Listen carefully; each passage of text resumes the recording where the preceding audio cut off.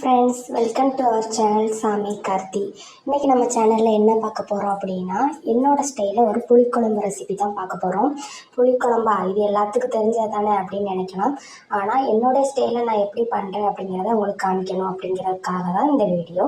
First ஒரு பேனில் எண்ணெய் ஹீட் பண்ணிவிட்டு அப்புறம் கடுகு, வெந்தயம் போட்டு பொரிஞ்சதுக்கப்புறமா பூண்டு போட்டு பொரிஞ்சதுக்கப்புறமா சின்ன வெங்காயம் இருந்தால் சின்ன வெங்காயம், இல்லைன்னா பெரிய வெங்காயம் போட்டு நல்லா வதக்கணும். கருவேப்பிலை இருந்தால் சேர்த்துக்கலாம், ஆனால் என்கிட்ட இல்லை, அதனால் நான் ஆட் பண்ணலை. அதுக்கப்புறமா நம்ம ஃபஸ்ட்டு இப்போ இது நல்லா வதங்கினதுக்கப்புறமா நம்ம தக்காளி ஆட் பண்ணிக்கலாம். தக்காளி ஆட் பண்ணி நல்லா வதக்கணும். வதக்கிட்டு அப்புறம் என்னென்ன ஆட் பண்ணுறேன் அப்படின்னு சொல்கிறேன். மஞ்சள் தூள் தேவையான அளவு, மிளகாய்த்தூளும் தேவையான அளவு, உங்கள் காரத்துக்கு ஏற்ற மாதிரி போட்டுக்கோங்க. குழம்பு மிளகாய் தூள்னு இருக்கும், அதை நான் ஒரு 4-5 ஸ்பூன் ஆட் பண்ணிக்கிறேன். அப்போ தான் குழம்புக்கு ஒரு திக் கன்சிஸ்டன்சி கிடைக்கும் அப்படிங்கிற என்னுடைய தாட், வேறு ஒன்றும் இல்லை. நல்லா வதங்கினதுக்கப்புறமா புளி, ஒரு சின்ன நெல்லிக்காய் சைஸ் புளி, அதை கரைச்சி தண்ணி ஆட் பண்ணி வச்சுருந்தேன். அதையும் ஆட் பண்ணி இந்த குழம்பு நல்லா கொதிக்க வைக்கணும். கொதிக்க வச்சதுக்கப்புறமா நம்ம கட் பண்ணி வச்சுருக்க கத்திரிக்காய், முருங்கைக்காய், மாங்காய் இதெல்லாம் ஆட் பண்ண. இது கூடவே இப்போ நான் இந்த காய்க்கு தேவையான உப்பு ஆட் பண்ண போகிறேன். அப்போ உப்பு ஆட் பண்ணிவிட்டு நல்லா வதக்கணும்.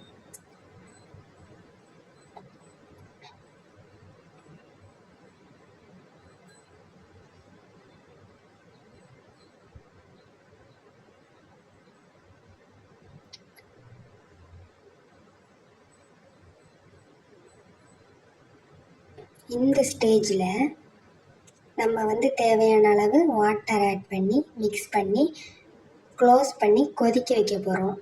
எனக்கு தெரிஞ்சு ஒரு 15 to 20 மினிட்ஸ் நல்லா குக் ஆகணும்.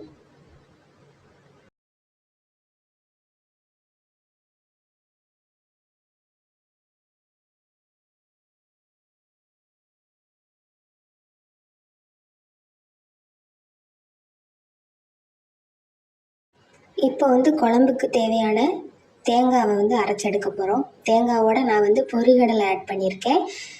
இது 2 தான், வேறு எதுவுமே ஆட் பண்ணலை. நல்லா அரைச்சி எடுத்ததுக்கப்புறமா இதை நான் குழம்புல ஆட் பண்ண போகிறேன்.